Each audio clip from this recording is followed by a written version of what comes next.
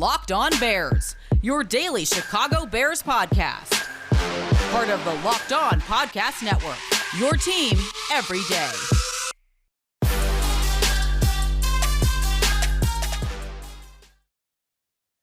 The Bears made some follow-up moves to the initial 53-man roster that helped me feel a little bit better about my initial 53-man roster prediction, cleared up some of the questions we had about why the roster was shaped the way it was, and added some new concerns about injured players and depth at a couple of different positions. This is Locked On Bears, and I'm your host, Lorin Cox. I'm an analyst for Pro Football Focus, and I'm here to bring you your daily, in-depth Chicago Bears news and analysis. You can follow me on Twitter at CoxSports1. You can follow the podcast on Twitter at Locked On Bears. You can like Locked On Bears on Facebook, join the Locked On Bears Facebook group, and make sure that you subscribe to the Locked On Bears YouTube channel so you're keeping up with all of our video podcasts as well. On the show today, we update you on the latest roster shakeup. As expected, the initial 53 is not the 53 the Bears are going to carry into week one. We could still see more changes, but we'll at least check in where they are now. The Bears released a player, put a couple players on injured reserve, re-signed a few players, added a couple outside free agents, and started to put together most of a practice squad up to this point. So we'll circle through some of the injury concerns, some of the new receivers on this team, and where this practice squad is starting to fill in maybe some of the gaps for down the line here as we move forward through this season. But let's start with the guys that left. Maybe those were the more higher reaction, more shocking, or just bigger sort of hullabaloo about Bears roster changes. A lot of disappointment for a lot of Bears fans to see wide receiver Rodney Adams waived a day after thinking he made the 53-man roster. And we talked about it on yesterday's podcast. If you listen to Locked On Bears every day, you knew this was still a possibility and was definitely not in the clear just after one day of making the 53-man roster. It's not, like I hate to say I told you so. I was rooting for Rodney Adams. I want him to be successful in the NFL, but the Bears signed two other wide receivers, and we'll talk about them here a little bit later on in the podcast. But Adams is a guy that clearly I think they wanted to hold on to at first to see if they can push him through to the practice squad a little bit more easier and not risk potentially losing him to another team's roster. He's also a guy they're holding on to maybe just in case some of the free agents they were looking at didn't become available or chose to sign elsewhere or weren't possibly claimed by the Bears in the waiver order. So there was some security there. But I was surprised to see Rodney Adams be the one that goes and not perhaps Xavier Crawford, the cornerback, who really hasn't shown us a ton, at least during games, to justify staying over the likes of Desmond Trufant and others that the Bears released. Also, Latavius Simmons was kind of the third backup offensive tackle who played right tackle all preseason. He's still sticking on the 53-man roster for now. I thought he could potentially go. And then the inside linebacker, Caleb Johnson, initially linebacker number 7 at the inside linebacker spot, seemed like a lot, but started to add up a little bit more when the Bears surprised us by placing Danny Trevathan on the short-term injured reserve with what I think the team is calling knee soreness at this point. It's kind of been an ongoing knee issue throughout his career, but last season he played all 16 games. It's really, I think, only the third time in his career he's hit that mark. But we just saw him last week on the field against the Tennessee Titans, and we were surprised to see him even play in that final preseason game with mostly backups surrounding him. But he had an interception in the game as well. It wasn't like he was running like a spry young lad, but he was out on the field in a game that he didn't really need to be. Didn't seem like he suffered any sort of new injury. Felt like just like, the Bears giving him a little bit of run just to kind of test it out and see how it went. And obviously they didn't like how it went from a knee health perspective. And so he goes on the more short-term injured reserve, meaning I believe they can bring him back anytime after week 4, but guaranteed to miss him for at least that first month of the season. And so we presume linebacker Alec Ogletree will most likely take his spot in the lineup, given how they operated in the preseason. And I still have some concerns about Ogletree's consistency at linebacker. I see that as a potential weakness in this Bears defense. He's not a guy that's really been a starter since 2019 for a reason.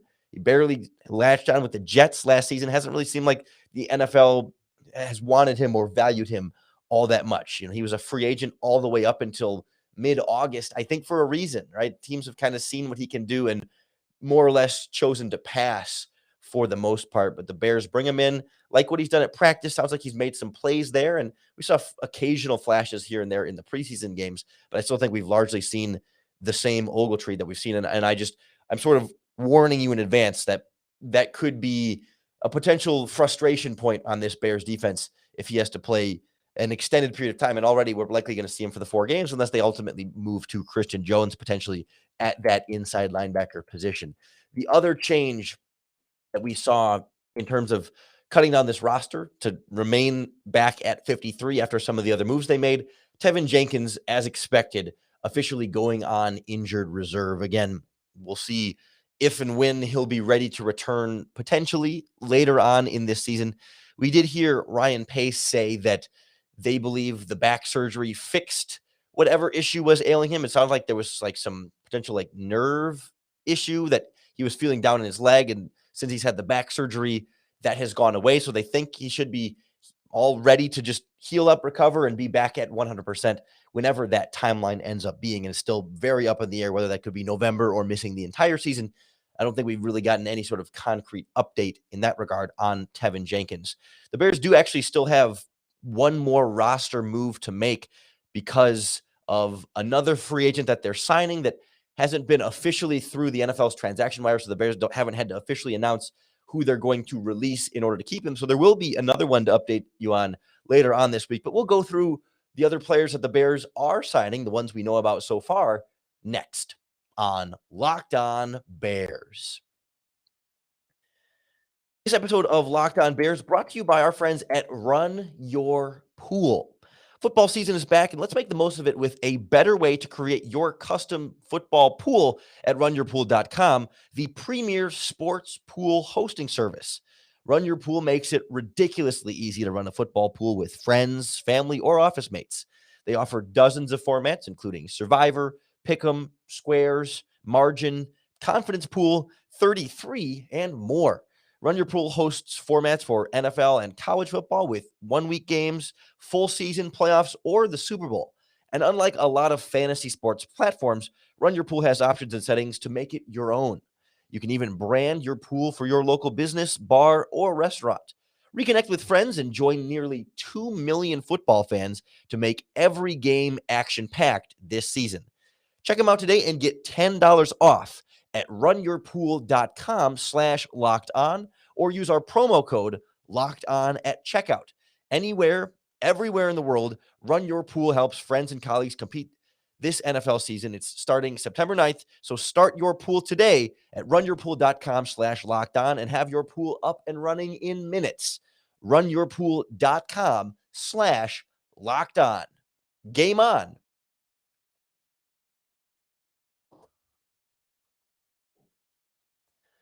I feel a little better about where my Bears 53-man roster prediction sat after the guys they released and brought back. I still knew it wasn't going to be perfect. There were always going to be surprises, but especially now that they re-signed both Artie Burns and Marquise Christian, 2 guys I felt pretty good about making this 53-man roster and was kind of surprised when they didn't.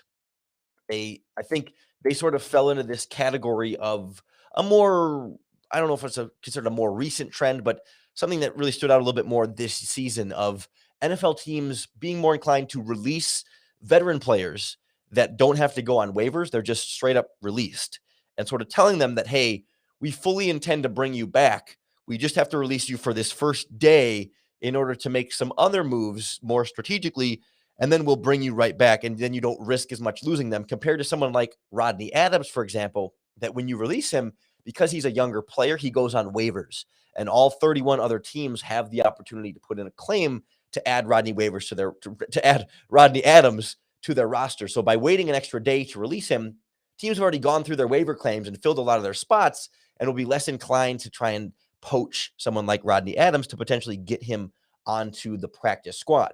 It also gives the Bears the opportunity to put Danny Trevathan and Tevin Jenkins on injured reserve, because if you put them on injured reserve before roster cutdown day, it's permanent season-long injured reserve, and you can't bring them back. So they have to start that first day of the 53-man roster on your 53-man roster before they can go on injured reserve in order to be as part of that short-term eligible to return injured reserve spots. And so Burns was released for that. Marquis Christian was released for that. Both brought back as Trevathan and Tevin Jenkins go on injured reserve, and Rodney Adams is released. Burns, not, a stellar bona fide starting cornerback, seems to have lost the competition to Kindle Vildor, but I feel like that experience is a little bit more valuable than someone like Xavier Crawford on this bench. And, if Kindle Vildor struggles a little bit as a starter, I feel like I have more trust in Burns to potentially replace him if the Bears want to make a formal benching there, as opposed to either Duke Shelley trying to play on the outside or Xavier Crawford coming in with very, very little experience. I am curious to see how much Marquis Christian ends up playing like on defense as a slot cornerback, because he played a lot there in this preseason. And I wonder, is Duke Shelley going to be the full-on every down slot starter, or will the Bears rotate the two of them in and kind of keep a little bit of a competition going at that spot into the regular season? I'd be less inclined to do that at outside cornerback, but I feel like slots a little bit more of a fluid position where you have cornerbacks fill in the slot and your defense can kind of rotate in some different ways and get different guys in there.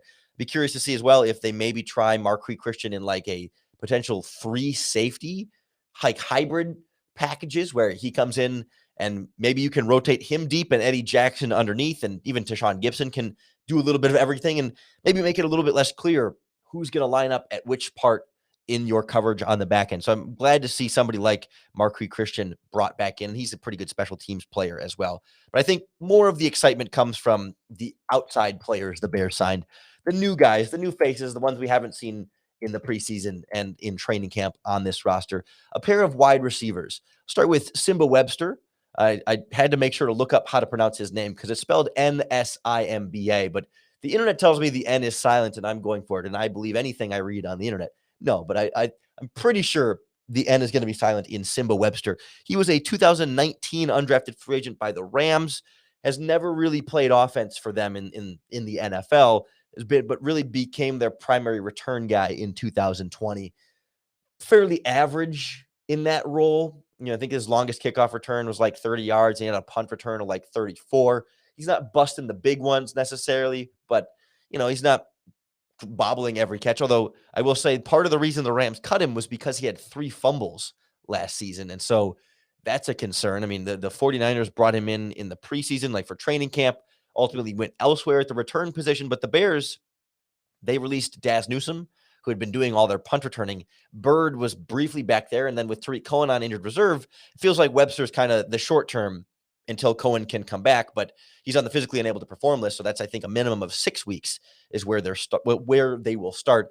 I will say Webster can also play some other special teams roles. So there's some real value there as the 6th wide receiver. I don't know if he has more upside necessarily than Daz Newsome. And so, I mean, maybe you start with Webster, see what he can do for a couple weeks. And if it's not really wowing you, then call Newsome back up from the practice squad. We'll go more into the practice squad here in just a little bit. The biggest name, I think, though, Breshad Perriman, former first-round pick of the Baltimore Ravens, announced as the Bears intending to sign him, but they have not formally signed him yet. And so they will need a corresponding roster move to create a spot for him. I would look to potentially Latavius Simmons, Caleb Johnson, Xavier Crawford as potential guys there that we talked about earlier. But definitely a red flag right away when Breshad Perriman was cut by the Detroit Lions after they gave him $2 million guaranteed, and they have nobody on that wide receiver depth chart. It's legitimately the worst wide receiver group in the NFL. And that's not even like a Chicago Bears NFC North bias. Like our Lions guy, Locked On Lions host Matt Deary said that to me. He said,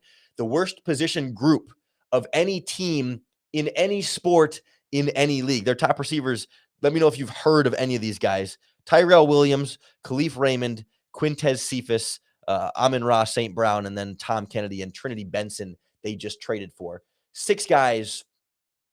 I mean, I've heard of Tyrell Williams. I know Quintez Cephas. I went to college with Quintez Cephas, but not household names by any means at wide receiver. And for them to have cut then Breshad Perriman and say, we would rather have those guys than Perriman, I'm not going to say the Lions always make the perfect decisions, but that's a very legitimate red flag. He had, I think, an injury. I don't remember if it was a hip injury, some kind of injury that limited him at the start of training camp. And then in their final preseason game, he had a couple of drop passes, and the Lions kind of said, screw it. We'll try someone else. We'll go for more of the upside elsewhere on the roster. But I mean, Perriman's had some good seasons in the NFL, definitely a vertical over the top threat. His best year was with the Tampa Bay Buccaneers and Jameis Winston in 2019. Very much a down year with a down New York Jets offense last season. So I'm trying not to hold that against him too much, but this is going to be a guy that has to have a role on offense. His whole career, he's played 5 special team snaps. So they didn't bring him in to ride the bench and help out on special teams. He's going to have some sort of role, or he's going to be inactive. So I think that means fewer offensive snaps for Damiere Byrd, first and foremost. He's probably taken a loss there and moving down the depth chart. And then maybe even Marquise Goodwin might not have as much snaps, because you have to find, if you're going to give Breshad Perriman a roster spot and he's not going to play special teams, he's got to play offense for you, or at least they're going to see what he can do on offense for you, and maybe cut him down the line and replace him with a Rodney Adams or a Daz Newsome. But at least they got a week here, week and a half to see him before the first regular season game. And I imagine he'll get a little run, and the Bears will kind of figure it out from there. I just have this feeling this wide receiver position could still fluctuate. I mean, they did choose to keep so far 3 wide receivers on the practice squad, and Rodney Adams likely to make it 4. We'll break down that full practice squad, including at least one new outside face, and where the depth is strong and weak, next on Locked On Bears. We are so close to the opening of regular season football. I think literally just a week away. And with all eyes on the gridiron, BetOnline.ag is going to be your number one spot for all the pro and college football action this season. Get all the updated odds, props, and contests, including online's biggest $500,000 NFL mega contest and the world's largest $200,000 NFL Survivor contest, open now at betonline.ag. Be sure to also take advantage of their opening day super promo. All you have to do, you make a bet on the season opening game between the Super Bowl champion Tampa Bay Buccaneers and the Dallas Cowboys. And if your bet loses, betonline.ag will refund your wager up to $25. You just have to make sure that when you sign up, you enter their promo code NFL100, because that NFL100 promo code will also get you a 100% welcome bonus match on your first deposit, giving you double the money to play with at betonline.ag, your online sportsbook experts. I know all the 53-man roster cutdowns can have a lot of parts and moving around, a lot to follow, but I tell you what, nobody knows more about moving parts than our friends at rockauto.com. They're a family business that have been serving auto parts customers online for over 20 years. They've got everything you could possibly need for your vehicle. The complicated stuff, engine control modules and fuel pump assemblies, to the easy stuff, brake parts, tail lamps, motor oil, even just new carpet. If your vehicle needs it, they have it at rockauto.com. And it's super easy to navigate. I mean, it's super deep catalog, but all you have to do is you enter in your car's make and model, and then it pulls up a full list of all the parts available for your vehicle. And you can sort then between the brands, specifications, and prices you prefer. Those prices are especially important to me because a lot of the chain part stores will actually have a different price tier if you're a professional mechanic or just a do-it-yourselfer like us. But rockauto.com's prices are the same for everybody. So don't spend up to twice as much for the same part somewhere else. Head on over to rockauto.com and see all the parts available for your car or truck. When you check out, fill out their box. It says, "How did you hear about us?" and write the words "locked on." That way they know we sent you. Amazing selection, reliably low prices, all the parts your car will ever need. rockauto.com. The Bears practice squad at this point is not fully set in stone. NFL going with, continuing the expanded practice squad rosters. The Bears only have 13 of the spots. Presumably Rodney Adams will make it 14, but there's still some more room then to add more to this practice squad. But already we're sort of getting a sense for clearly where the Bears want to have more depth practicing with their team each and every week in case they need to make a call-up. So as I look at this full Bears practice squad, 2 running backs, Ryan Nall and Artavis Pierce. A little surprised to see both. I mean, we've seen flashes from Artavis Pierce. I mean, it's not like he doesn't potentially deserve a spot, but you've got Tariq Cohen on IR. You've got 3 running backs on the roster already. Cohen should be coming back at some point, but evidently, Nall gives you certainly more special teams. He's played some fullback as well, so maybe that versatility is where they value. Whereas Artavis Pierce has some more speed and some more explosiveness, more of like a true offensive running back for this Bears offense. So, we'll see if that keeps up throughout the rest of the season.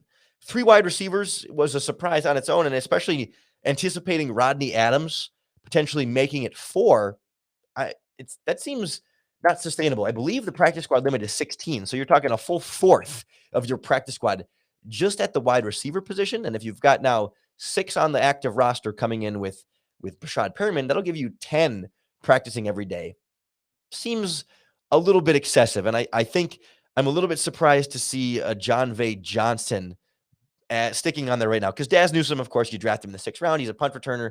You want to keep him around for development. Isaiah Coulter, he just brought over as a former 5th-round pick from the Texans. It was on waivers, so you weren't risking anything, but clearly the Bears want a longer look there. And John Vay Johnson's just kind of been an undrafted free agent that's played a little bit, but hasn't really been anything to write home about. So maybe Rodney Adams will directly replace him, but they put John Vay Johnson on there just in case Adams gets claimed somewhere along the way. I mean, we'll see exactly how they choose to operate there, but 4 wide receivers, a little bit of a surprise there.